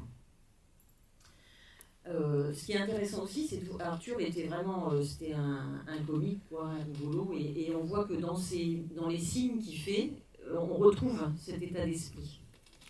Alors le premier, c'est la petite pièce de la montre de Nicolas. Donc ça arrive en janvier 2014, donc peu de temps après qu'on l'ait retrouvé. Nicolas a passé le dernier week-end de novembre 2013, avant la disparition d'Arthur, à Paris. Il casse sa montre, il laisse la petite pièce, parce qu'au moment de partir de chez Arthur, il ne la retrouve pas. Donc il prend sa montre, mais il n'a pas la petite pièce. Donc on se dit on la récupérera plus tard. Voilà. Nous, quand on a vidé le studio d'Arthur, on ne l'a pas retrouvée, cette petite pièce. On n'a rien retrouvé du tout. Donc en janvier 2014, Nicolas dort chez un copain, on habitait à Montpellier à l'époque, donc il dort chez un copain, le matin il se réveille, et il dormait par terre sur un matelas, et au pied, par terre, il trouve la petite pièce de la montre. Il dit, qu'est-ce que c'est que ce truc? Donc il nous appelle, et je dis, voilà, c'est Arthur qui commence à se manifester, parce que c'est pas... Enfin, faut pas chercher à comprendre, parce qu'on peut pas comprendre. On voit ça, on se dit, bon, ok, on la récupère, on la range à Montpellier, on habitait toujours là-bas, et on se dit, bon voilà, merci, on prend. La deuxième apparition, c'est en septembre 2014. Nicolas part à Toulouse pour faire ses études. Première nuit dans son studio, le matin il se réveille, et il retrouve la petite pièce par terre. Il m'appelle. Je dis, c'est pas possible, elle est dans l'armoire là-haut. Dans une boîte, on l'avait rangée voilà. Et je vais voir dans son armoire, mais la petite pièce, elle n'était plus là. Elle était par terre chez lui. Voilà. Il y en a encore deux comme ça. Hein. La troisième apparition, c'est quand on a déménagé en Haute-Savoie, donc en juillet 2017. Je passe l'aspirateur dans la pièce, je vois un truc qui brille. Je m'acharne avec l'aspirateur, mais ça ne veut pas s'aspirer. Je me baisse, la petite pièce de la montre. Et pendant le déménagement, en fait, bon, on ne savait plus où elle était. Je la retrouve là. Possible. Donc je la remonte dans ma chambre dans une petite boîte avec des plumes. Et puis là, c'était en mai 2018. On est au chalet, on est tous les deux. Christian est dans le jardin. Et sur une table, des papiers que j'avais écrits, enfin, je descends et je vois la petite pièce sur le papier. Je dis, c'est pas possible. Donc je demande à Christian, je dis, c'est toi qui l'as sorti de la boîte, qui l'a redescendu là? Non. Donc voilà, elle s'était amusée à descendre de notre chambre. Encore là. Donc alors de temps en temps, j'ouvre la boîte, parce que comme les enfants ont beaucoup bougé, je me dis, je sais pas où elle va aller la prochaine fois. Mais non, là pour l'instant, elle est calme, elle bouge plus. Voilà. Alors les cartes de Uno. Donc le jeu Uno, je pense qu'il y en a plein qui connaissent. Donc ça c'est un truc, c'est culte chez nous. Donc tu veux la raconter celle-là ou pas? Parce que c'est toi qui l'as vécu. Christian, il y avait Elsa, et il y avait deux autres, il y avait Tom, et il y avait une amie d'un couple d'amis qui était là, une de leur âge, en fait, une jeune. Ils jouent au Uno, Elsa perd, pas contente, elle balance ses cartes, et les cartes partent en lévitation, en éventail, dans la main de Christian. Alors ils sont tous là. Qu'est-ce qui se passe? C'est pas possible. Là c'est pas toi? Ah alors depuis le début on raconte ça en disant que c'est Elsa. Bon, c'est ok. Donc Tom lance ses cartes. Enfin le truc de dingue, elles arrivent dans les mains de Christian. Donc alors là c'est pareil. Sur le moment ils disent rien. Et après c'est compliqué parce que entre eux ils en ont parlé. Mais il y avait quelqu'un qui était là, très rationnel, des amis qui sont hyper cartésiens et qui n'ont pas compris. Et après, je ne sais plus comment elle a réagi. Cassandre, elle a dû en parler. Elle est allée voir ses parents en disant voilà. non, mais là, ce que j'ai vu, c'est pas Voilà, c'est pas possible. Scientifiquement, c'est pas possible. Voilà, scientifique, voilà, c'est le terme qui convient. Scientifiquement, c'est pas possible. Ben si, mais comme c'est tellement improbable, on retrouve un peu le processus de Christian avec tout ce qu'il a vécu, et le cerveau ne peut pas l'intégrer, on se dit c'est pas possible. Donc là, c'est pareil. Et puis après, c'est un truc qui a été occulté, on n'en a jamais reparlé. Enfin, avec eux, avec nous. Alors, avec les animaux, là, c'est l'aventure de l'écureuil, en mai 2016. Donc c'est là qu'on voit l'orbe. Bon là le rendu n'est pas terrible, mais on voit l'orbe en bas à droite. Donc ça c'est un écureuil, c'est quand on était à Latte, donc on avait une piscine, et puis un dimanche on voit un écureuil qui arrive de chez le voisin, qui saute par-dessus la haie, qui tombe dans la piscine. Bon, Christian le repêche, le relâche, il revient encore dans l'après-midi, retombe, bon, recommence, et en fait le lendemain, moi je suis dehors et je vois sur la terrasse, un peu plus loin, l'écureuil qui est assis et qui me regarde. C'est incroyable, est-ce que c'est le même? Je ne sais pas. Ouais, alors il faut dire que c'était la semaine de l'anniversaire d'Arthur, donc c'était pas la grande forme. Et là je vois l'écureuil, et alors je me lève et je vais le chercher, je le récupère, je le prends dans mes mains. Un truc de dingue, et ça a duré hyper longtemps parce que Elsa qui n'était pas là, on la voit. Elsa qui était partie avec une copine, une voisine, et donc le papa les ramène, et le voisin il me dit « Oh bah dis donc, on dirait que t'es sa petite maman ». Bon, sur le coup je ne percute pas, mais bon, voilà, ce petit mot bien juste, et donc on a eu le temps de faire des photos, donc c'est incroyable quoi. Et après on l'a relâché dans un jardin qu'on avait derrière, et quand même, quand je l'ai regardé monter dans les arbres et tout, j'avais de l'émotion. Hein. Je me dis, c'est une rencontre incroyable. Quoi. Je sentais bien qu'il s'était passé quelque chose. Hein. Alors, ça, c'est un autre, rapidement, c'est une présence sur une photo. On voit bien la photo des deux zigotos, là, Nicolas et Tom, pour un anniversaire. Et là, enfin, je ne sais pas si vous voyez bien, mais il y a une fumée blanche un peu. Voilà. Sauf qu'il n'y a pas de barbecue, il n'y a pas de bougie, il n'y a rien qui peut justifier qu'il y ait une fumée comme ça, qui est ce halo blanc sur la photo. Alors le deuxième avec un animal, c'est le papillon. Bon, bah, ça, on est nombreux hein, à avoir des signes avec le papillon. Mais là, c'était rigolo quand même, parce que c'est à ce moment-là, je suis au téléphone avec le médium, avec Daniel, et on commence à voir un papillon qui nous tourne autour, on était tous les deux. Et on se dit, ah, puis moi je sens à l'intérieur, je dis, il se passe quelque chose. Et le papillon vient sur nous, donc se pose un peu, voilà, on a les photos. Et puis ce qui est marrant, là tu peux passer la deuxième, parce qu'à un moment il se pose sur le crâne de Christian, au-dessus. Là où il n'y a pas de cheveux.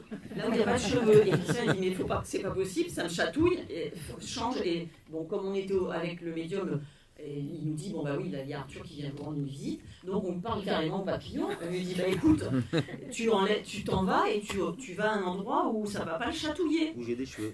Et le truc de dingue, c'est que le papillon, il revient, et là j'ai pris la photo, et il se pose derrière. Bon, il n'y en a pas beaucoup de cheveux, mais il y en a quand même plus.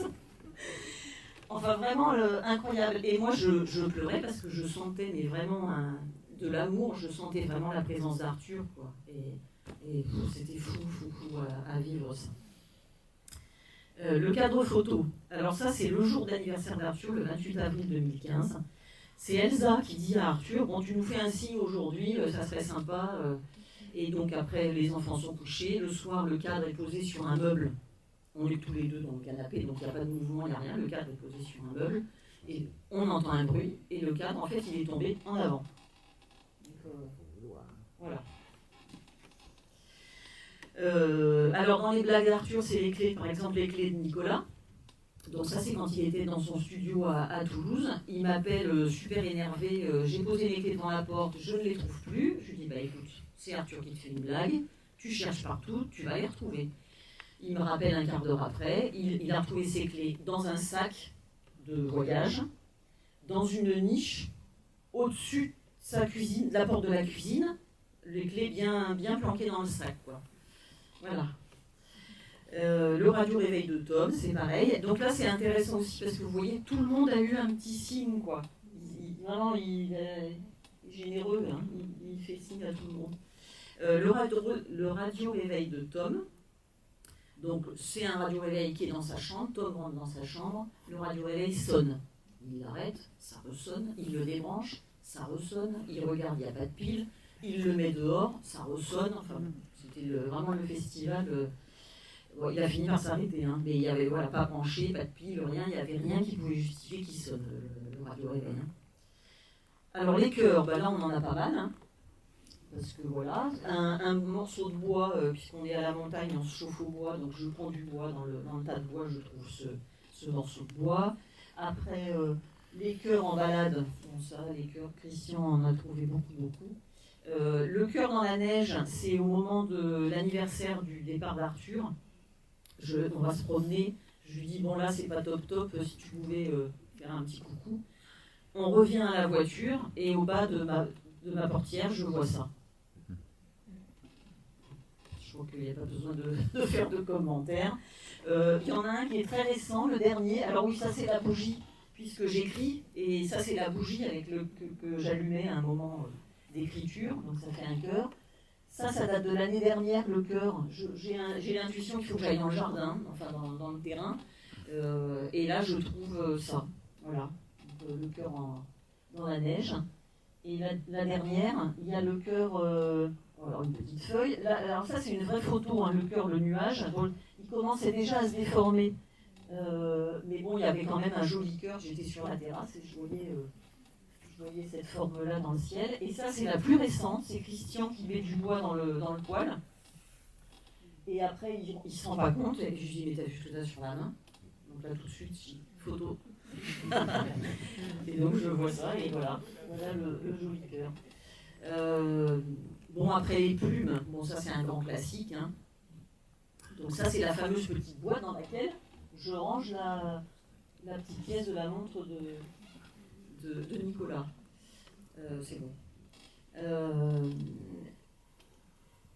Donc les plumes, après... Ah oui, Noël 2018. Alors là, nous avons une belle photo. On joue à... Alors le jeu, moi j'adore le titre, c'est Ta mère en slip. Voilà. Et donc il faut deviner, on a deux étiquettes, là, il faut deviner le personnage et ce qu'il fait. Et Christian tombe sur Arthur va fluncher. Je pense que là, tout le monde connaît Flunch. On allait souvent à Flunch quand les enfants étaient petits. Et lui, il tombe là-dessus. Arthur va fluncher. Donc on a quand même bien rigolé. Bon, les messages dans les associations, j'en ai déjà parlé. Maintenant, j'attends la prochaine étape. Je suis en recherche d'éditeurs ou d'auto-édition, je ne sais pas, on verra bien. Et dans cette écriture-là, en fait, ce qui se passait, c'est qu'il y avait des moments où je me disais, c'est pas mon mental, parce qu'il y avait des moments où j'étais tellement mal, et je recevais des messages qui étaient tellement pleins d'amour que c'est pas mon mental, j'étais pas capable d'écrire ça sur le moment, c'était pas possible. Donc c'est comme une télépathie, hein. Moi je n'entends pas clairement, mais c'est en télépathie. Et puis il y a deux possibilités, soit je sens que Arthur me dit, bon, voilà, j'ai un appel, il faut que j'aille m'asseoir et que j'écrive, ou alors des fois c'est moi qui demande. Je m'assois, je dis, bah voilà, il y a ça, est-ce que tu pourrais m'éclairer, et je reçois comme ça. Voilà. Alors les rêves, communication pendant le sommeil, on appelle ça des rêves, des songes. Bon, voilà, après c'est les mots, chacun dit comme il veut, mais à chaque fois, c'est une sensation, on ressort de ces rêves avec une sensation physique. Moi j'avais vraiment, je ne rentre pas dans les détails, mais je ne raconte pas les rêves là, mais c'était vraiment, on ressort. Alors il y a deux possibilités, en fonction du moment où on en est sur le parcours de deuil. Moi, je me réveillais, alors c'était juste horrible, parce que je me réveillais et je me disais, punaise, je l'ai vu, je l'ai senti, mais en fait, tu te réveilles et tu te dis, il n'est pas là, quoi. Donc c'était terrible. Maintenant, je pense que voilà, comme ça va faire 10 ans, à la fin de l'année, je ressors de là et je me dis, ça remplit d'amour et ça donne la pêche et ça donne... j'ai l'impression, voilà, je me redresse même physiquement, ça remonte tout, quoi. C'est vraiment incroyable. Les ressentis physiques. Le plus important que je vais vous partager, c'est qu'un soir, je suis toute seule, on était toujours à Montpellier. je suis couchée sur le côté droit. C'était au début, hein, donc c'était pas terrible. Et je pense à Arthur. Et là, je sens le matelas qui s'affaisse, comme si quelqu'un s'asseyait derrière moi, quoi. Et je me retourne, bon, évidemment, moi j'ai rien vu, mais je savais que c'était lui. Vraiment, il y avait cette sensation physique, c'était juste incroyable aussi. C'est bon. Ouais. Alors, les perceptions visuelles et auditives, Elsa, qui est très connectée à son frère, a vu Arthur, pendant la période de sa disparition, assis sous son bureau. Ensuite, là, ça c'était en 2022, donc l'année dernière, 4h du matin, elle nous réveille en pleine nuit, j'ai entendu Arthur, il m'a dit Elsa. Là, c'était assez bouleversant hein, quand même. Hein. En juin, l'année dernière, donc on était passé chez nos amis à Toulouse, et là, c'est Christian qui l'a entendu. T'étais réveillé. C'est comme un souffle dans l'oreille, papa. Et le dernier, alors là c'est un petit clin d'œil aussi. Nicolas qui a déménagé, c'est une synchronicité, quoi, vraiment ce qu'on appelle un clin d'œil. Nicolas a déménagé à Lyon il n'y a pas longtemps. Il habite au 27 rue d'Austerlitz. On n'allait pas tous chez lui, hein, je vous donne son adresse. 27 c'est son âge. Et Austerlitz, ben, c'est le quartier de Paris où Arthur a disparu. Alors c'est marrant parce que sur le coup, Elsa y a pensé, moi j'y ai même pas pensé tout de suite, enfin ça percute pas tout de suite quoi, tu vois,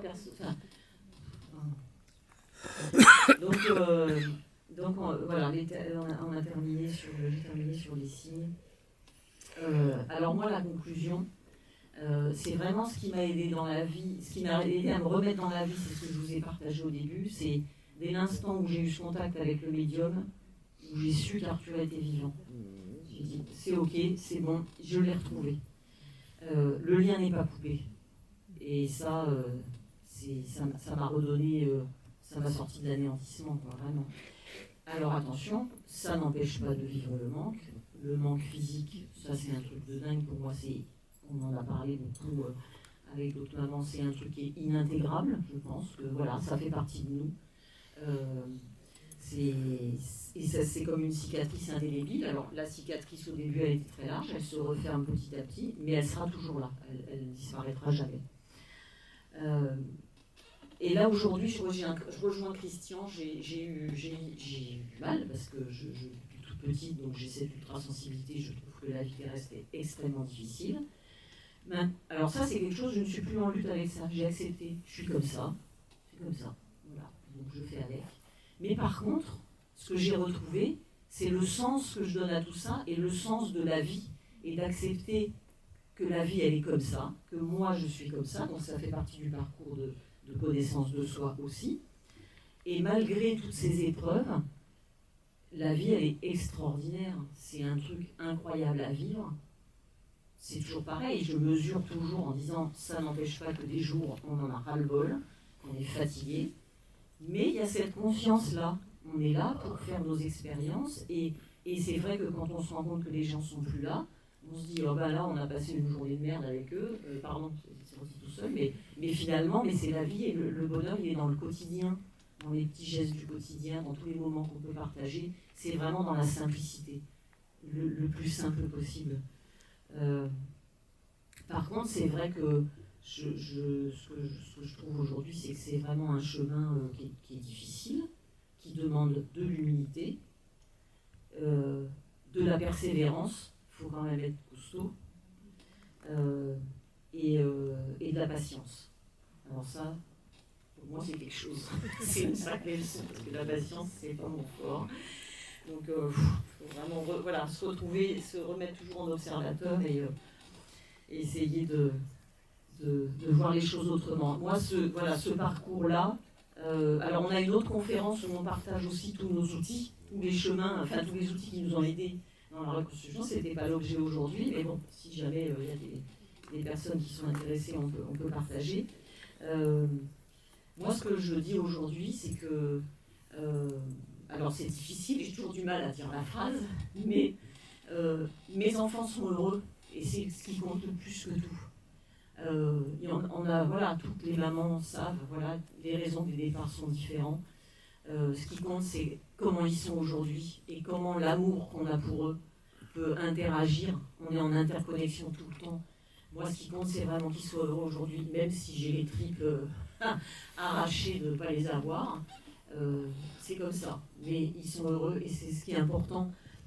Et c'est vraiment, pour moi, comment devenir une meilleure humaine avec ça, avec cette souffrance-là. Ok, il y aura toujours une partie de souffrance, mais c'est la transmuter. C'est pour ça que les mamans lumineuses, je trouve que ce nom, c'est voilà comment redonner de la lumière à tout ça.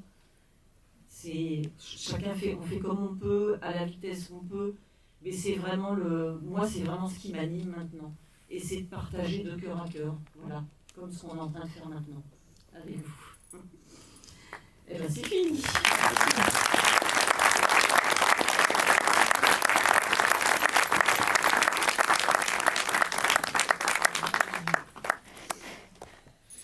Il y a un temps de questions. C'est ce que j'avais dit. Voilà. Alors, tu l'as éteint? Je l'avais éteint. Je ne sais pas si vous m'entendez. Non. Il faut peut-être un peu de temps. Voilà, beaucoup d'émotions. Hein. Ouais, moi aussi. Merci énormément. Si vous voulez, si vous avez quelques questions, je vous laisse les poser à Christian, à Evelyne. Et puis moi, je vais venir avec le micro pour qu'on entende la question. Je vois déjà Sarah.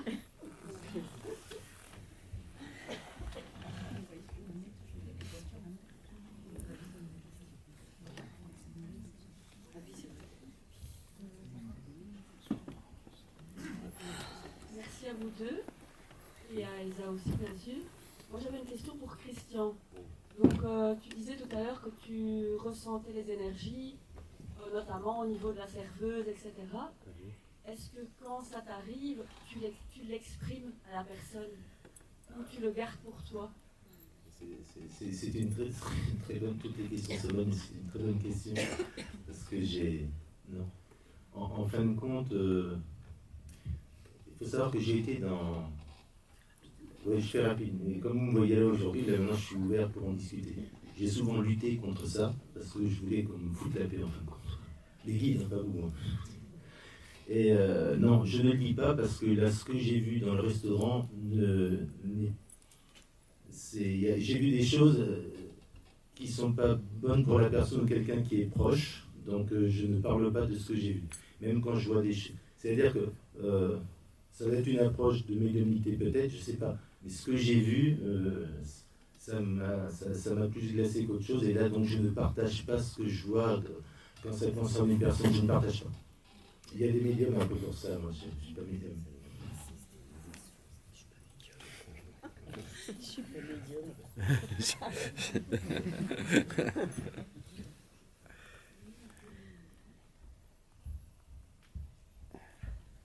J'aurais dû prendre mon téléphone, ça m'aurait fait des parts pour mon application.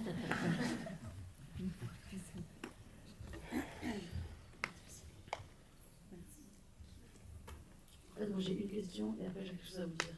La première question, c'est pourquoi il y a un point bleu sur l'écran?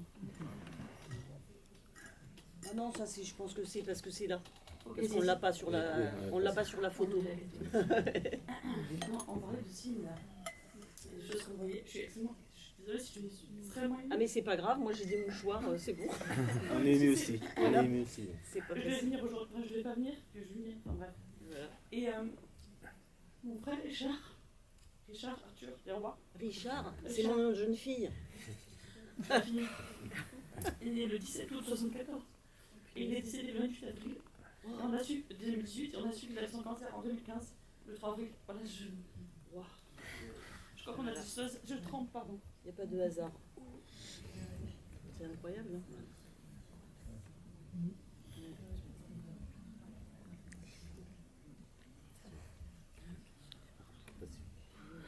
S'il n'est pas là aujourd'hui. S'il n'est pas là aujourd'hui, il n'est plus là, quoi.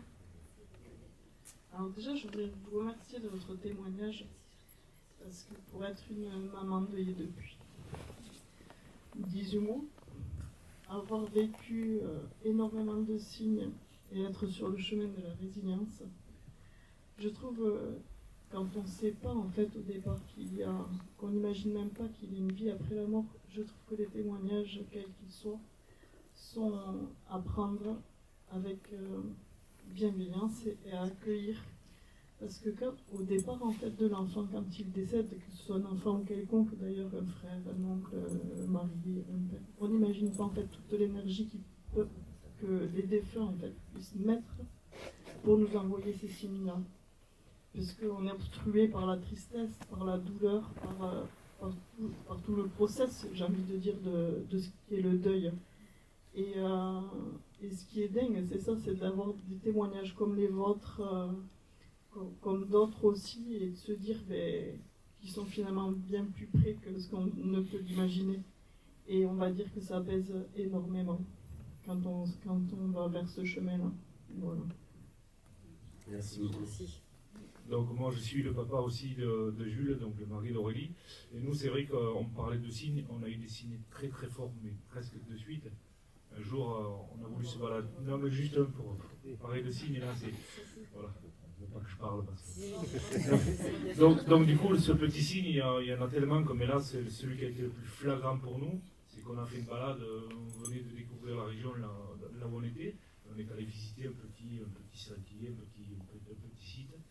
Et on dit, peut-être tu pourrais nous faire un petit signe, Jules, comme ça. Voilà. Et on se balade, au moment où on se balade, la petite sœur de Jules, elle avance sur un caillou, elle peut tirer un caillou, et il y avait un J dans un cœur, en forme à cet endroit, mais un J énorme, quoi. C'était sur 26 lettres, 26 lettres dans l'alphabétique. Le jour, c'était pas prévu qu'on sorte là. On tombe sur ça, et c'est sa petite sœur qui est tombée dessus. Donc ça, un signe, mais croyez-y vraiment, mais il y a des choses qui sont vraiment très très importantes. Que même on ne voit pas, mais après on se dit, ah oui, c'était ça. Ouais. Merci. Merci.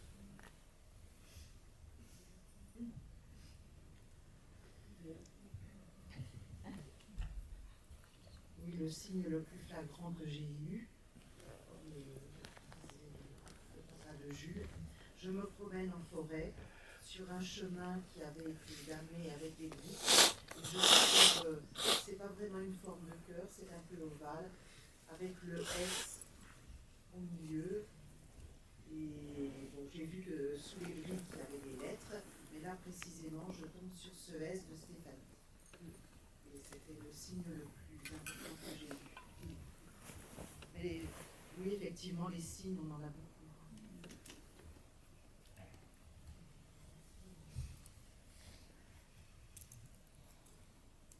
Des questions? Des signes, moi, le jour de son anniversaire l'année dernière, j'en ai eu d'autres aussi avant, je lui dis, j'ai jeté ma fille dans la mer, pas très loin d'ici, et je dis à ma fille, Maminette, tu me fais un petit signe, tu viens me voir. Et là, je fais des photos, je fais une photo et je zoome parce que je sais qu'elle est là, et elle est dans la vague, il y a son visage dans la vague. Et ça, j'en ai plein de fois. Une fois aussi, je m'habille avec... je porte beaucoup ses vêtements. Et je m'habille et je fais une photo pour l'envoyer à ma fille. Je me prends dans la glace, je l'envoie à sa sœur. Je lui dis, t'as vu, j'ai mis la conduite à elle. Et là, je regarde la photo. Et en fait, elle est derrière moi, je la vois. Elle est sur le côté. Donc, effectivement, tous ces petits signes, tout ça, ça me... Enfin, pour moi, c'est ce qui m'aide ça me remplit et ça aide à continuer. Et bien sûr qu'il y a une vie après la vie. Pour moi, c'est une évidence parce que voilà, parce qu'il y a trop de signes, il y a trop de choses. Il y a trop de choses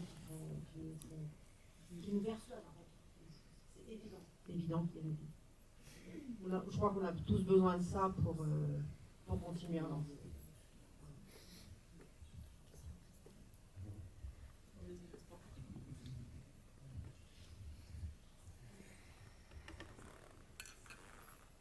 Je voulais vous remercier. Merci beaucoup pour votre témoignage.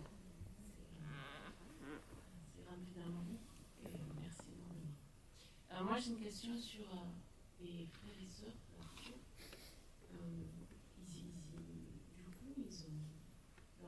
Leur première approche, ça a été est-ce qu'ils ont été dans la même optique que vous? Est-ce que de suite ils ont pensé qu'Arthur était là encore Oui, alors après je parle, on peut parler tous les trois, mais effectivement ils ont vu les signes. Ce qui est très compliqué dans la famille, et c'est ce qu'on partage dans notre conférence, c'est que nous, en tant que maman, en fait, celui qui n'est plus là, il prend toute la place. On ne peut pas faire autrement. Ça, c'est très compliqué pour tout le monde, mais on ne sait pas faire autrement. On ne peut pas. Hein? Mais je parle de moi, là. Je parle pas de toi. Je dis comme maman, je n'ai pas parlé de toi. Tout va bien. Comme maman, comme moi, d'ailleurs. C'est pas, voilà. Il y a peut-être d'autres mamans pour qui c'est... Je ne sais pas, mais toutes celles que j'ai rencontrées, c'était partout pareil. Hein. Et effectivement, c'est très compliqué. Alors, les signes, on les a partagés. Moi, j'ai fait du bourrage de crâne parce que tout ce que je partage, dès qu'il y avait quelque chose, je partageais. Je les ai bien saoulés. En attendant... Oui, je crois que vous avez compris, voilà. En attendant, c'est comme ça. En attendant, pour moi, j'ai fait marche arrière et j'ai calmé le truc. Mais pour moi, c'est des petites graines qui sont semées, peu importe ce qu'ils en font. Par contre, c'est sûr qu'ils savent. Voilà. Par contre, il y a un moment où eux, ils ont besoin de se remettre dans la vie. Et il faut arrêter avec ça parce que je peux finir.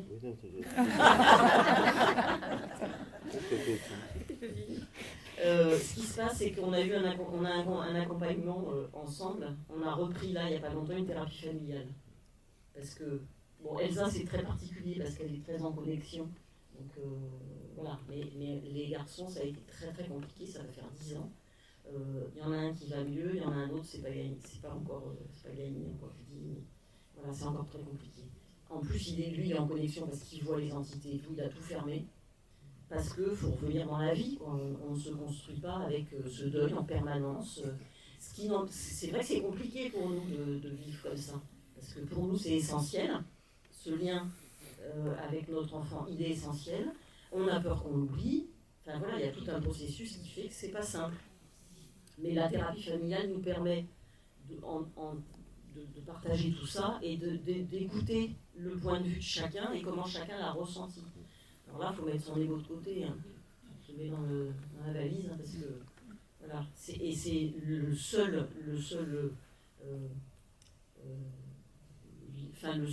la seule chose qui peut nous permettre d'avancer là-dedans, c'est l'amour, c'est tout. C'est l'amour qu'on a entre nous, c'est l'amour qu'on a les uns pour les autres. Mais bon, moi, de toute façon, c'est toujours en lien avec les autres qui sont toujours là. Mais il y a un moment, c'est assez radical. Ça a amené beaucoup de discussions entre nous. C'est vrai que je reconnais, moi, il y a des fois, je me retiens quoi, de ne pas le mettre sur le tapis et de ne pas en parler. Voilà. Oui. Bonjour. En fait, par rapport à ça, je pense qu'il y avait beaucoup de différences entre chacun, parce que chacun vit le deuil différemment, mais ça a beaucoup joué. Enfin, moi, je parle à ma place de sœur et avec mes 2 autres frères. L'âge qu'on avait chacun quand c'est arrivé, parce qu'eux étaient en l'adolescence à 16-18 ans, moi j'avais seulement 10 ans, donc déjà c'était très différent. Et par rapport à ce que tu disais, maman, de mettre de côté du coup cette connexion spirituelle, tout ça, moi je pense qu'en fait, je parle pour moi, c'était nécessaire l'un et l'autre dans mon deuil d'avoir cette connexion avec mon frère et de ne pas la fermer parce que ça m'a aidée et à la fois je vis toujours dans le présent sans m'étouffer avec ça, mais je pense que vraiment ça va ensemble et que j'ai pas eu besoin de fermer parce que j'ai accepté ce qui s'est passé et je pense que pour mes frères ce sera peut-être la même chose, c'est juste que c'est encore trop douloureux pour eux d'accepter ce qui s'est passé et du coup de garder cette connexion qu'ils ont avec nos frères et que l'un va pas sans l'autre selon moi.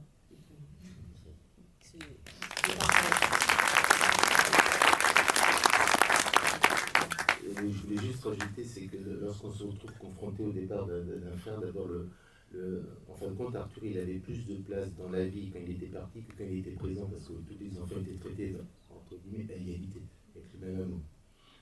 C'était une vraie différence entre Evelyne et moi par rapport à ce que j'ai vécu, mais on a eu des discussions sur le fait que le fait de consacrer tout son temps, qu'il y ait des photos partout d'Arthur, etc. dans la maison, fait qu'à un moment, il y a le reste de la fratrie, et la fratrie devient quoi? quelle est la place de chacun? Est-ce que les autres enfants continuent à exister ou pas?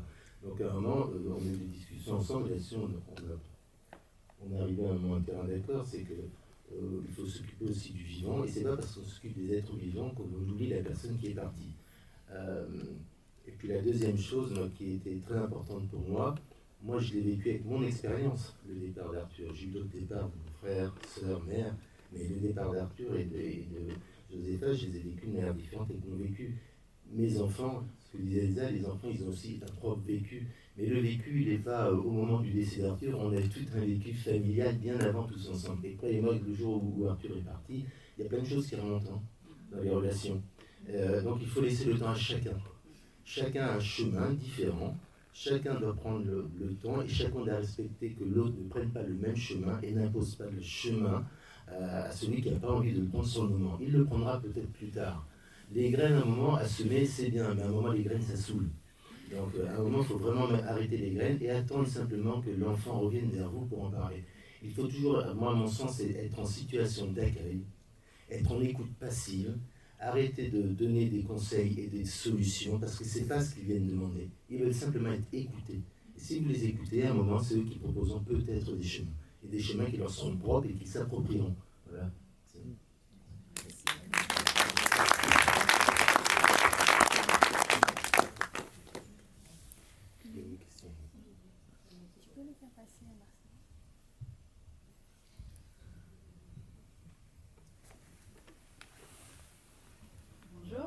Je voulais vous remercier déjà pour ces partages. J'avoue que je parle avec très peur parce que le fait d'être là pour moi, c'est vous écouter, c'est me rendre compte qu'il y a des choses qui se passent que j'ai peur de laisser s'écouter. C'est-à-dire que moi c'est pareil, j'aime pas lire, j'aime pas parce que voilà, ça me fait peur. Donc moi je suis là par rapport à ma filleule qui est décédée, qui s'est suicidée. Et depuis son départ, je vois beaucoup de choses, je ressens beaucoup de choses que j'ai pas forcément envie de ressentir, mais étonnamment, j'ai pas forcément peur. Et ce qui est difficile, c'est que voilà, on me considérait peut-être comme une maman, je la considérais aussi comme une fille, mais j'ai eu l'occasion de me parler avec sa maman, qui ne voit pas forcément les signes, qui ne ressent pas les mêmes choses. Et c'est vrai que la dernière fois qu'on s'est vu, elle m'a dit qu'étonnamment, à chaque fois qu'elle me voyait avec ma présence, elle ne ressentait plus des douleurs. Et donc, je lui ai fait part de certaines choses que je ressentais. Et toute la famille, hein, après, voilà, les gens, ils se disent qu'ils ne ressentent pas des choses, qu'ils ne voient pas des choses. C'est comme, entre guillemets, si d'une certaine façon, Valérie, elle avait disparu pour toujours. Et que moi, de mon côté, je me dis, mais pourquoi pas par exemple sa maman, parce que voilà, sa maman, elle a envie peut-être de la voir, de la sentir, de l'écouter.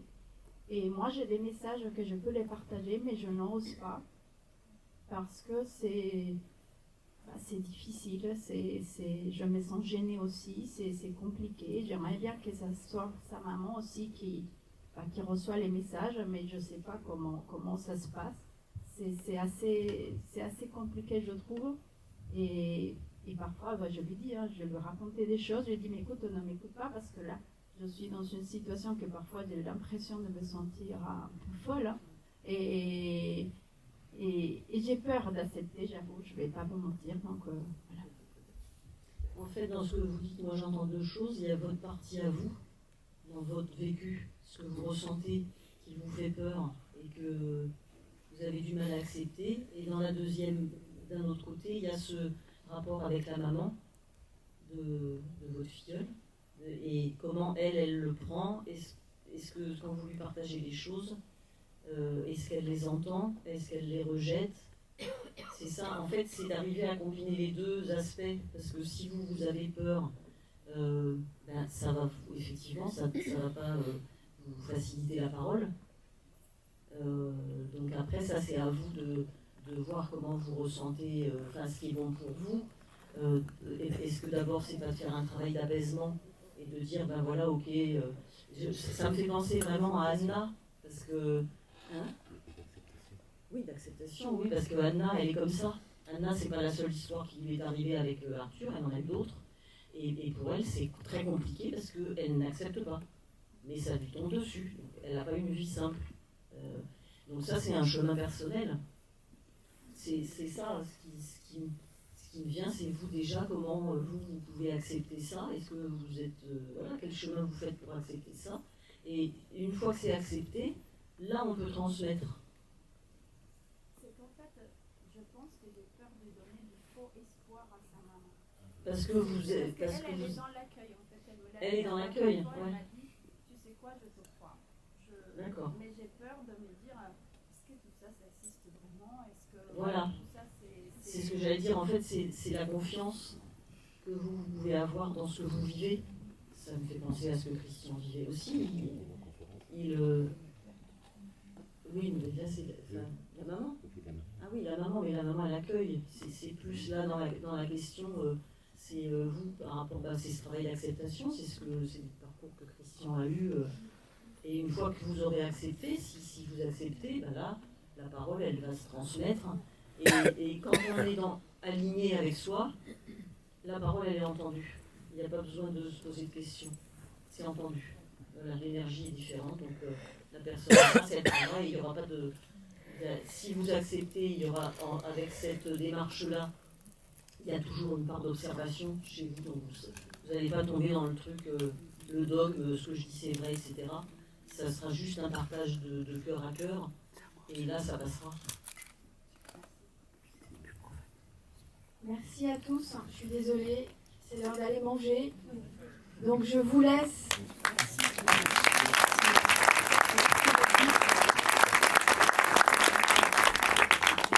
Je vous laisse prendre le chemin pour ceux qui connaissent, ouvrir la route. Pour ceux qui ne connaissent pas, c'est le même restaurant que l'année dernière. On part en petit groupe. Voilà. On a la liste et on va faire...